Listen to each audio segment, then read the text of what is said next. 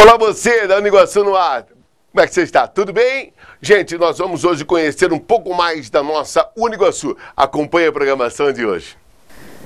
Olá pessoal, tudo bem? Olá professor Ivan. Estamos aqui com o professor Marcos Furlan, engenheiro agrônomo, que veio palestrar dentro dessa nossa semana do meio ambiente sobre plantas medicinais. Como vai, professor? Tudo bem? Tudo bem. Primeiro eu queria agradecer ao Uniguaçu pelo convite, né? Foi uma honra estar aqui. Professor, bom, sobre as plantas medicinais, vários cursos participaram das suas palestras aqui, foi nutrição, enfermagem, mas o grande foco foi agronomia, medicina veterinária e agronomia. Dentro dessas duas profissões, desses dois campos de atuações, qual tem sido o enfoque acadêmico para as plantas medicinais? As plantas medicinais, elas, assim, nos últimos 30 anos, que elas começaram a ser pesquisadas com mais ênfase, né? A partir da Organização Mundial de Saúde, que estimulou o uso. Só que o pessoal da saúde correu muito mais rápido, da saúde humana, né? Sim. O pessoal da agronomia um pouco mais devagar e o pessoal da veterinária ainda também, né? Agora, recentemente, eles estão conseguindo recuperar o terreno, então a gente percebe uma quantidade significativa de pesquisas, tanto na veterinária quanto na agronomia.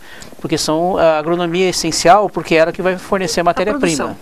E a veterinária é essencial porque é ela que vai prescrever o medicamento. Bom, professor, nós falamos em fitoterápicos, todo mundo tem experiência em casa, a avó fazia um chazinho, uma pomada, e a utilização desses fitoterápicos lá na agronomia. Primeiro, nós sabemos que a nossa área de atuação é muito grande, que nós vamos produzir com mais ou menos, dependendo da forma de produção, fitoterápicos ou compostos utilizados. Mas qual tem sido a aplicação destes fitoterápicos na produção agronômica e lá na medicina veterinária? A agronomia tem uma coisa interessante para o Paraná. O Paraná representa de 80% a 90% da produção de plantas medicinais cultivada. Boa parte de plantas medicinais é via extrativismo. Quem é organizado é o Estado do Paraná. Então, o Estado do Paraná, além de ser bem organizado, ele distribui. O problema ainda é que boa parte dessa produção vai para São Paulo, onde se concentram os grandes atacadistas, e de lá se distribui.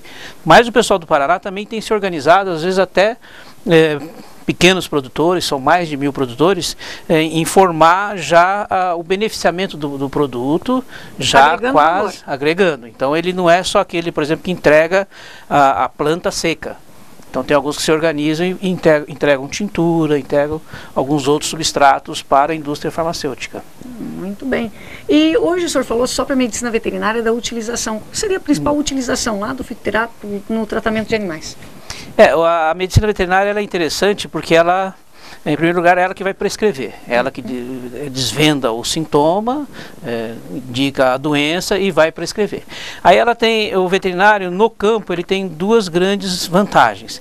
Ele pode utilizar o fitoterápico, como ele pode pegar uma planta e essa planta ele fazer a manipulação e aplicar. Sim. E tem algumas plantas que você praticamente não tem muita manipulação, aquela babosa, sim, que é muito conhecida na região. Que alguns usam, né? E a babosa, por exemplo, um ferimento, uma queimadura, é só utilizar aquele sumo sobre o animal. Então isso, além de evitar um gasto para o criador, também facilita a aplicação imediata. Bom, professor, nós falamos aqui da questão agronômica, da questão da utilização em animais, mas o grande vilão, a grande utilização do fitoterápico tem sido a medicina humana, né? Nas casas, tanto que uma das palestras era das plantas dos quintais para a saúde. Algumas dicas para quem está nos assistindo de cuidado, porque essa planta traga realmente saúde e não traga nenhum malefício, porque a planta medicinal, como qualquer um outro medicamento, ela pode sim, mal utilizada, trazer malefícios. A população, ela sempre foi a grande fonte de informação, né? Depois, primeiro a população, ela repassa a informação, o pesquisador pega e comprova, né? O problema é que se avolumou muito a quantidade de informações, então hoje você tem um mundaréu de informações e que às vezes chega para a população e meio que tumultuada. E o primeiro passo da população era ter a certeza da identificação correta. Por exemplo, são mais de 20 arnicas, são vários boldos, várias aroeiras, e essa confusão pode gerar o primeiro erro, que é pegar uma planta achando que é aquela, vai fazer bem para uma determinada questão. E não é. Aqui no Paraná tem uma planta que eles chamam de mentruz, E tem uma outra também que às vezes recebe o mesmo nome. Uma é usada para contusões e outra para verminose. Inclusive, alguns aqui ainda diferenciam, né? Quer dizer, boa parte diferencia. Eles não chamam mentura, eles chamam de erva de Santa Maria. Bom, professor, se nós fôssemos conversar sobre isso, né, o professor comentava que já participou de outros programas, falando 1 hora, 2 horas sobre um determinado tema. Nós não temos todo esse tempo. Então, uma dica aí para quem quer mais informações, como buscar essas informações de utilização, de produção destes compostos. A grande informação segura vem de universidades. Sim. A Uniguaçu ela se destaca porque ela tem um número significativo de experiência com plantas medicinais na veterinária. E essa preocupação também na utilização. Exatamente. Então ela tem vários estudos de casos que só precisam ser publicados de eficácia da planta, né? Sim. Então a fonte segura é universidade, é pesquisador. Pesquisar na internet sem ter uma fonte que é oriunda de instituição de pesquisa pode gerar muito problema. Até o professor tem um blog que publica materiais. Quer passar aqui para o nosso telespectador até como ele buscar esse material, porque é uma fonte segura de um pesquisador, de alguém que realmente compreende, entende o funcionamento e a produção. Por favor. Esse blog ele é atualizado praticamente todo dia, né? E aí tem contribuições de colegas da área. E eu, como estou dentro da área, eu procuro sempre ter textos que têm aval da ciência. Sim. Ele chama-se Quintais Imortais, aí blogspot.com.br. Se esqueceu, é só colocar no Google, entre aspas, Quintais Imortais, que aí já chega no blog.